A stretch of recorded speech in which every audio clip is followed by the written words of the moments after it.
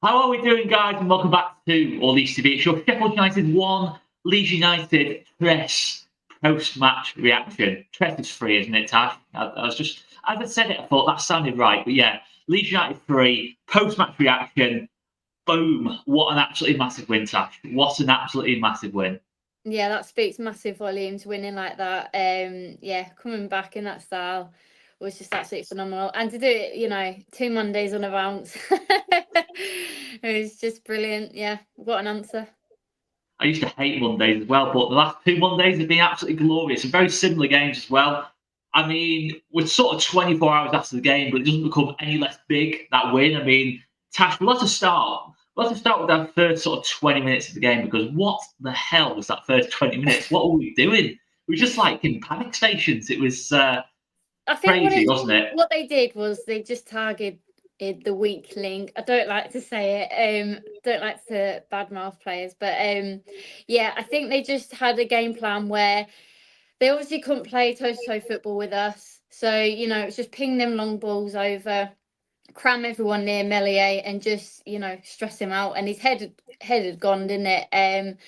I wasn't as harsh, I don't think, as other people in that first goal. I think he did a brilliant first save and then he's like trying to jump back into action to save the next one and it's just gone in off his hand. But I think he was a bit unlucky in that way.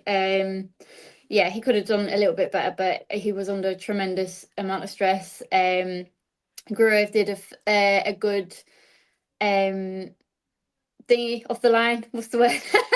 Clearance. Go with Clearance. That's the clearance. word. Yeah, a good clearance off the line. Clearly, this has frazzled my brain. But yeah, when I think there was a thing that Daniel Farker changed the tactics. I think James said that, so that obviously then worked, and we started picking back up again. And I think as well, like every time we tried going down that side with Bogle and oh my god, my brain is not working today. James. Yeah, James. When we Your first favourite started, player as well. Your favourite player, Tash. I know that was funny. Shocking. Yeah, so Oh, hang on. have I got- oh, don't know what went off. Was that me? Sorry. Yeah, Even I don't know what even happened the like there. internet's telling me you're doing That was Dan frazzles. James You're coming doing onto the stream saying, right, that's it, you're gone, you're gone. can't even remember players' names. Delete. Yeah, just when they were going down that side, and then they swapped it over. I mean, I've said a couple of times in post matches that balance that we've got is really good. That we can just switch it up. When they started going down Firpo and Solomon, they started doing them long balls over to Solomon. And their defender was just like switched off and kept making us onside. And I think when we got that bit of flow going again and was like started to attack more, and I just think then it turned around and got a lot better. And then obviously we'll go into the later part of why it went really good. But yeah, It is one of those, isn't it? We totally just grew into confidence in the game. I think the first sort of 20 minutes, I think it was Melee was panicking, the rest of the team was panicking as Melee was panicking. And it was just like a horrible kind of roundabout kind of effect, really, which just went across the whole team, really. I think obviously the crowd gets up, doesn't it? A few dodgy clearances, a few times where Melier flapped crosses. I'm the same as you, really, on the goal. I've watched it back, emotion kind of out of it, kind of thing. Obviously, in the here and now, you're thinking, oh, what is Melier doing there? yeah, It is actually a very good save on the first goal, but the criticism would be is why is his hands going that way and not that way, kind of thing, to yeah, kind of yeah, claw it out. But I think it's an instinct reaction, isn't it? And I think it's frustrating. Obviously, that goal goes in. Frustrating to give Sheffield United the advantage in the game, but I think ultimately it was more the moments before that which kind of frustrated me more of Melier, in terms of the poor clearances, the yeah. poor passing out the back, not coming for crosses that he should come for, coming for crosses that he can get nowhere near, and it just added to the panic. And it almost felt like, in a weird way, as soon as the goal happened, everything calmed down for us. Yeah, we Yeah, totally it was calmed like, down. right, we've got the worst bit out of the way Yeah, now. They've scored, right, now what is our answer again? We went 1-0 down last game. It shows the mentality has grown so much more this year. They've learned that from last year. I think any other time, and I think it's embedded into us that we're like, This is it. This is the moment we're all going to start falling Oh, apart, it's and in then we're panic going to mode. lose it all. I was in total panic mode. I was saying, "Oh, this is if we follow this sort of drop points against West Brom, we're done. We're done." Yeah. Burnley, Sheffield United, we were licking their lips here. It's just Yeah. head had gone at that point because we went to second at that point as well. And psychologically, it's like, why are we second? Why are we second to Sheffield United? And Yeah. that was not a fun 20 minutes. That obviously we got better, as you say, Tash. Tactically, things changed. We went from going down the right hand side to the left, and I think what's really impressed me this last few weeks is we've built as good a left hand side as we have a right hand side. I think Firpo and Solomon are kind of perfect for each other. Solomon goes inside, Firpo goes rushing down the outside, and it's similar to what we have with Bogle and James, really. And it's hard to defend. When it doesn't work down the right hand side, you can just switch to the left, and you've got a similar problem. Doesn't work down the left, you switch it to the right, and that's what's the great thing about having threats on both wings, really. And it just gives Aaronson and Perot plenty to work with. I think our end product in that first half was way below the standard, but we did come back into it. I did think at half time, yes, if we could come out in a similar kind of vein in the second half, we could really get at the Sheffield United team. And we saw as well, Tash, just to go into the second half, early subs. This is a new thing under Daniel Farke. I think we need to keep Daniel Farke up in the gods because I said that on the site, to be fair. It makes him make early subs. Yeah, absolutely brilliant. And I think it was definitely needed. I know his argument is that, everyone else has made that argument for him, that he likes to start Gurev because it's defensively. But in the last two games that he's started, we've gone 1-0 down anyway. I think we need to just starting Rothwell. What a difference it makes when he comes on. I think, we were just getting run in midfield. And apart from that clearance of that line, that beautiful word, that clearance of the line, I don't think he really had that good of a game. I think since his injury, he's not really been performing that well. But it just having them subs on early was just a really breath of fresh air, and really nice. It was a tale of two Josephs, Joseph Rothwell and Matthew Joseph, in terms of the impact they made off the bench. I mean, more so Joe Rothwell in terms of he went into midfield. I agree with you. I understand why we do go Gurev in terms of, a bit more of a safe passer. Doesn't really go, rushing forward like maybe a Joe Rothwell does and leaving us a little bit more open. But I'm the same as you. I think certainly now we've got the Sheffield United and Burnley game and Sunderland games out of the way. You can go Joe Rothwell now. West Brom at home, there is the option to go Joe Rothwell from the start. Obviously, the Ethan Ampadu option has gone. As soon as Pascal Strapp's back fit, of course Ethan Ampadu is out injured because we can't have both on the pitch at the same time. That can't happen. Whatever reason it is for that, whatever law it is, we can't have both players on the same pitch at the same time. I don't know what it is, but it is one of those things. But just to go on to Matthew Joseph as well, I think what helps us with that sub is it allowed Joel Perot to go into that 10. And I think Joel Perot, personally, I think he's done really well when he's played in that spot. I think second half against Sunderland, I think he looked really comfortable there. That game against Cardiff, that second half when he sort of drops below Joseph, and I think it worked. I think, because I don't Joseph does it running and Perot does the finishing kind of thing. It's how I see it. Yeah, exactly. 100% agree. I didn't used to like it when he played him in the Tim role. I'm like, he's a striker, just put him up front and whatever. But no, I just it worked. And like you say, it's worked before, and it's worked again. And I just love that absolute strike goal. Oh my god! And I just loved his like. The coolness. How are you not losing your head celebrating that? How are you not losing your head? 100 times, didn't he? He was just like. I was almost crying. And he's just there. He's scored the goal, and he's just like not reacting. Like, just celebrate, for God's sake, celebrate. You know what I mean? Just keeping his cool, Just show us some emotion, Joel. Show us some emotion. It was basically like a. That's what I mean. It's just it's a great strike as well. It's the power he gets on it. I think, to be honest, if I'm being totally honest, and it makes it a bit funnier, Michael Cooper should probably save that, to be honest. And the fact that Sheffield United fans have gone on about him being like the best goalkeeper the Championship has ever seen was quite funny, to be fair. He was actually doing all right up until he did make some. To be fair, he made some. That save he made off Nonto, just before we scored, that was unreal. Top corner, just unreal save. It was a great strike from him and a great save. So he made a few, and then obviously he fell apart. Exactly, he fell to pieces. And another thing to mention is, of course, as Chris Wilder said, our friend Chris Wilder, I won't go too much into it, I might do actually. He goes on about Dan James having a quiet game. And last time I checked, Dan James sets up the equaliser and he sets up the third goal. That is a quiet game, apparently, Tash. Yeah, Explain that one to me. I just love that. That's Is that Chris and Wilder just being up into Bell End?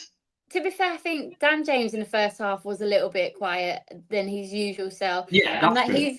his quiet usual self is still helping out with goals. And it's just like, Exactly. what a If player that's him we've on a got. quiet day. Yeah, what a player we have got. Yeah. Exactly. I mean, I think he's certainly been our best attacking player, I'd say, this season. Well, I'd still say Tanaka has been our best player this season over the whole season. But I think James, when it comes to who's made the difference in that final third and getting us goals and assists and just a constant workhorse in that front three, front four, whatever you want to call it, it's got to be Dan James, hasn't it? Yeah, and you just always got to have him on that pitch just for that pace alone. And then, I just love the crosses in that he does. I think with Bogle, when he gets into that position and his tactic is more get a corner and bounce it off the player. But yeah, Dan James crosses in. He does some beautiful ones, doesn't he? Yeah, exactly. They just sort of suit each other's game really well down that not left hand side, that right hand side, Bogle and James. It just, I think, to be honest, since Christmas, it's really started to blossom down that side. And another player who came on, who maybe we have been a bit critical of this season, certainly sort of the last sort of 2 or 3 months, is Wilfred Gnonto. I actually thought Wilfred Gnonto also changed the game. I don't think Sheffield United would get near him to even kick him because they could not get near enough to him to even take him out. I thought he was electric when he came on Gnonto. Yeah, He gave us just an extra X factor. Do you know what as well? And more credit to Fark here as well, that he used to just throw on loads of attackers, like 5 attackers or whatever, and just The think that old was just 2-0-8 formation at the end of the game. But now he's like, it's more of a staggered approach. It's like, right, we're gonna shove on one here and there, and then it's just like, as the game's going on and it was just getting better and better, and like you say, we grew into it in confidence, and then it was just like the players coming on, they're thriving off of that emotion, and then they're contributing to it as well, and it's just all positive all around. And like you say, came on, did that great strike, almost got a goal himself, so brilliant. It was glorious. And just to talk about Jaden Bogle as well, because obviously the final sub of the game, and there's a reason this is significant, is Sam Byron comes on in the 90 plus 4th minute. Sheffield United, Bramall Lane is empty at this point, and you're just thinking, just finish the game off with Bogle getting heckled off the pitch, and just the anger towards Jaden Bogle. They didn't even have the energy for that. There was no one left in the stands. It was just silence. I was thinking, when Bogle comes on, it's going to be booing, heckling, everything. You can't hear anything. It's just, and Jaden Bogle's there just walking and thinking, come on, have a go at me, have a go at me. I love that. We've not seen enough of that this season. Not enough shithousery in this team. That's my one criticism. Not enough shithousery in this team. We back to Klitschko and Alioski back, don't we, just for that? But I think that they, as well as like targeting Meslier, they did target Bogle as well, didn't they? They could hear a lot of chants on the telly. Obviously, I wasn't there, but could hear it coming through. And then I really wanted him to score, but that would be, oh my god. Yeah, that would have been amazing. But obviously it didn't work. And he got the last laugh. Exactly, and supposedly Sheffield United are better off without him. Supposedly, I'm sure Jamie Shackleton, Matt Clark. Oh my god, not Matt Clark. What's he called? Clark at right back. Is it Matt Clark? Can't think now. Yeah, I think it's Matt Clark. Yeah.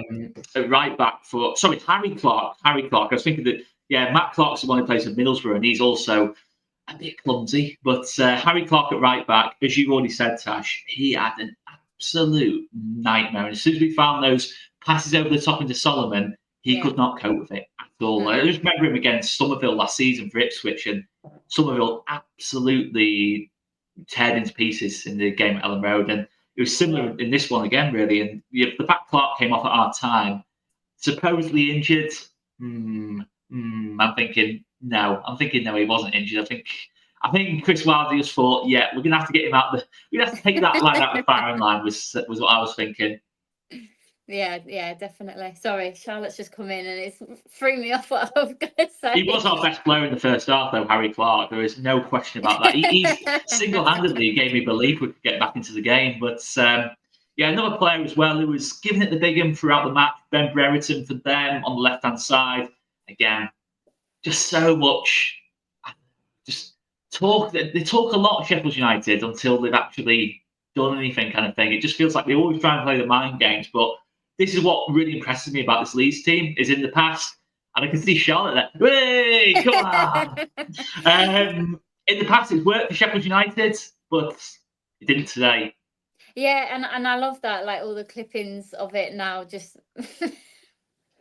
sorry. Who's your favourite player, Charlotte? Yeah. So yeah, just 1 minute. I'll come in and see. Yeah, just yeah. What were we saying? Yeah, I love that, we've just absolutely hammered them now off, and just going back to all. I've seen like so many people bookmarking all their tweets and things like that, or like on TikTok and things, and it's been really funny to see. Their heads have gone. Their heads have gone, Sheffield United. Well, next game, Tash, we'll finish off with this one. Next game, West Brom. How confident are you going into that one, briefly? What was that? Sorry. Next game, West Brom at home. They're fifth in the league. Are you pretty confident we can get another win on Saturday? Yeah. The only thing why I wouldn't be confident is because we've just been winning so much lately, and it's just that typical Leeds thing of like, when's the joy going to win? Oh God, sorry. What are you doing, girl? It's sorry. Chaos out here. Yeah, we'll wrap that up. But yeah, I'm really, really looking forward to the game. Obviously, it being a home game, we're a lot stronger at home as well, which I didn't think was possible. But yeah, and we're just the best league in the team, so we can beat anyone, and we need to just keep up this momentum and spirit and try and secure that promotion very early as we can. Agree. We are the best league in the team, as Tash said then, I think. I agree with that. I definitely agree with that. Best team in the league, Leeds United at this moment in time, in every single stat, apart from the goals conceded, but Burnley are boring, so who cares about that one? And yeah, 7 points clear of third, 5 points clear of second. We will take that all day long, guys. And let us know your man of the match in this game. Was Dan James quiet? Settle this one for us. Was Dan James quiet, or was he not quiet?